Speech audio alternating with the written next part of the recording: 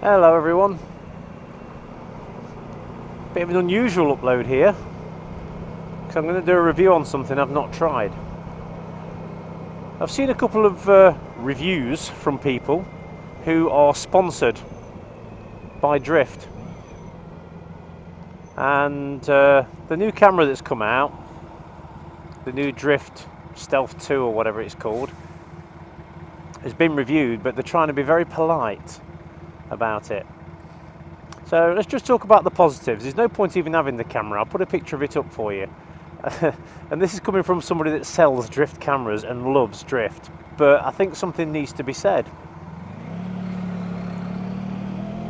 They've come out with this camera that's very, very small. It's absolutely fantastic looking. It's a very small camera. It's a 1080. It's got various settings on it, as you'd expect.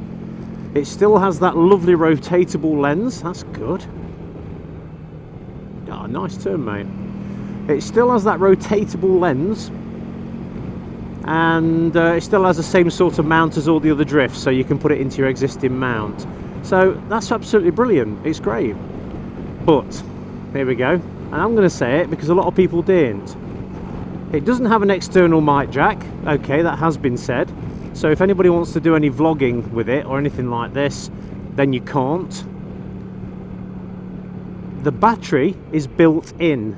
Now they're boasting a 3-hour battery life,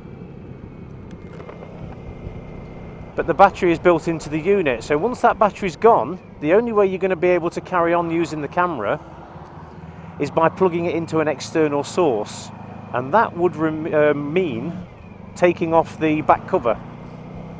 Now, the camera's water resistant as it is, only resistant, but again, that's not a problem. I'm not going diving with it.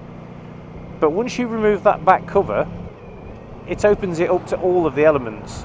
And people have complained about fogging, and the fogging is because the moisture has gotten into the camera. I mean, personally, I've never had a problem with fogging, but there's no doubt it does actually exist. But the biggest problem with the battery is the fact that, well, there's two problems really. First of all, you can't carry a spare and change it when it goes flat because it's built in. And secondly, there's been a problem with Drift cameras at the moment, and that's with them freezing. Mine did it this morning. It's something that I've put up with now because Drift don't seem to be addressing the problem. But you turn it on, and some way through recording or at the very beginning, it totally freezes, and the only way you can get round that is by dropping the battery out and popping it back in again. Now with this new Drift, you can't do that. The battery's built in.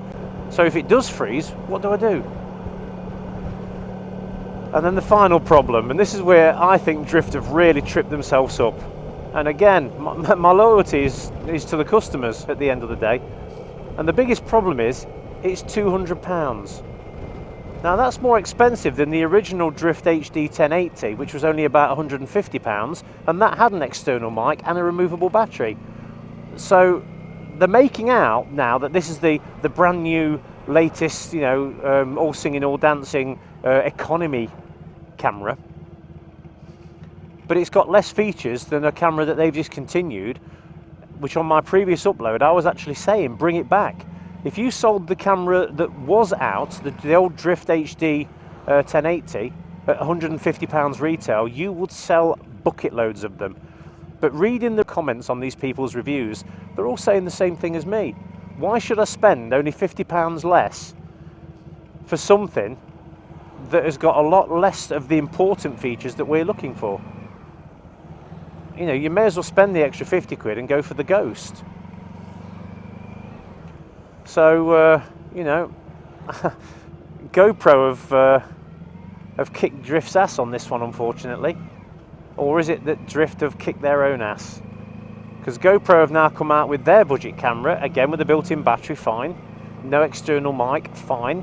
It's perfect for track days, but it's only £99. So for this one little Drift, you can buy 2 GoPros.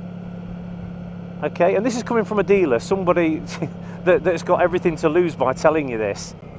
You know, I think people that have sponsorship from various companies need to be a little bit harsher with them.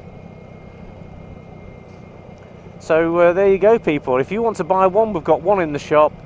They're up at £199. and no doubt it's a pretty decent camera, but be aware of the possible issues that I've told you about. Oh, just as a final add-on, I just want to say I've been thinking about this all day. If money isn't an object and you want a helmet cam and aren't worried about a microphone, then the Drift is the better one to have because of the size of it and the profile. It just fits the helmet much better than the GoPro does. If money is a problem, then unfortunately you'll have to put it with the GoPro and look like a Teletubby. Bye.